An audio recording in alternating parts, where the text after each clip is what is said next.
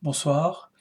Il y a quelques jours, j'avais posté une vidéo sur les prédictions de notre modèle mathématique du Covid en France.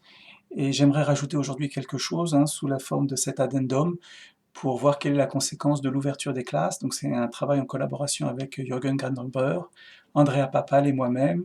Et nous sommes dans le groupe de biologie computationnelle, mathématiques appliquées, analyse de données et médecine prédictive à l'École normale supérieure à Paris. Donc notre étude était basée sur l'idée de couper la France en deux parties, puisqu'il y avait une hétérogénéité dans la distribution des personnes infectées. Donc en considérant les 5 régions, donc je réfère au précédent YouTube, euh, ces 5 régions contenaient 80% de la population infectée, alors qu'elles ne représentaient qu'à peu près 50% de la population totale du pays.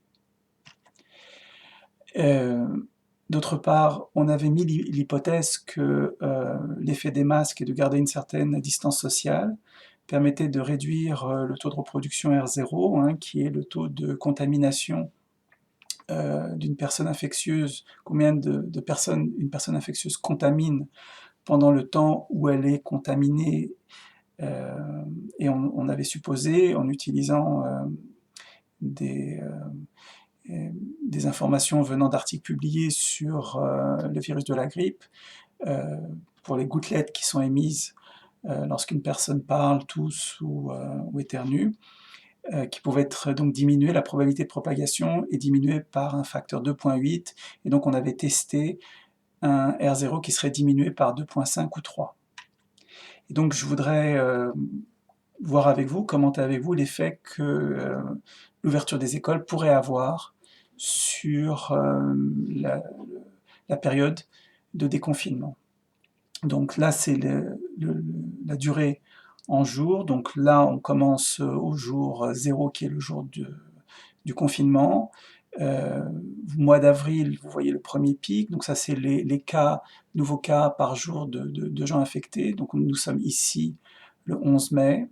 Et alors, il y a différentes possibilités. Donc ce qu'on a fait, c'est qu'on a regardé le groupe d'âge de 1 à 5, et on s'est focalisé sur le groupe 1 de 0 à 24, plus particulièrement le groupe même plus jeune, pour les enfants qui vont retourner à l'école. Et donc ce qu'on a vu, c'est la chose suivante. Si l'école ne rouvre pas, on voit en noir ce qui se passe en supposant que les enfants ont le comportement similaire des parents, avec une distanciation sociale, et donc le R0 est le même que pour les adultes. Si par contre le R0, au lieu d'être divisé par 3, il est divisé par 2, donc là vous voyez en rouge les conséquences, on voit déjà apparaître un pic pour le nombre de personnes infectées, le nombre de personnes hospitalisées, le nombre de personnes en soins intensifs. Enfin, là, c'est pour la population. Donc, je rappelle que ça veut dire que les enfants contaminent les autres groupes, et donc on voit les conséquences sur toute la population. Mais néanmoins, ce pic est bien plus petit que le premier, et donc la situation est sous contrôle. Si maintenant, au lieu de diviser par 2, euh, la situation était telle qu'on diviserait par 1,5 parce qu'il y a une contamination plus importante. Alors vous voyez, ce qui se passe, c'est qu'au lieu d'avoir la courbe en rouge, on a la courbe en bleu. Donc tout d'un coup, on voit un deuxième pic apparaître, et ce pic, il est tel que les soins intensifs maintenant sont saturés, et le nombre de morts cumulés, vous voyez, tout d'un coup est multiplié par 3. Alors on s'est dit, est-ce que si on rajoute un test pour ces enfants, alors qu'une personne est testée, elle est sortie, elle est mise en quarantaine dès le lendemain, on voit que ça permet de diminuer le nombre d'infections, mais qu'on reste quand même avec un taux de saturation des soins intensifs. Donc, en conclusion, c'est que le déconfinement sans école, évidemment, jusqu'en septembre, permet d'avoir une situation sous contrôle, mais avec des conséquences économiques. Que le déconfinement avec un R0 de 2 qui permettrait également d'avoir une situation sous contrôle, mais dès qu'on passe à 1,5, on a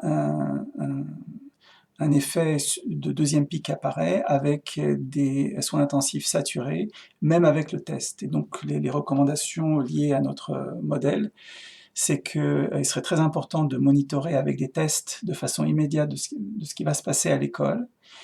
Et néanmoins, on a un espoir avec le tracing qui pourrait aider cette situation, bien que évidemment le tracing avec pour des jeunes à l'école, bon, on peut se poser la question de comment le mettre en place. Est-ce que les enfants vont avoir un portable? Donc c'est une situation un peu délicate. Voilà, donc je voudrais terminer là-dessus. C'est une situation inédite, intéressante d'un point de vue scientifique, et vraiment, on va marcher sur des œufs, et donc la technologie ici pourra peut-être permettre de faire en sorte que la situation soit bonne, et donc qu'il n'y ait pas de deuxième pic et de soins intensifs saturés. Voilà, je vous remercie pour votre attention.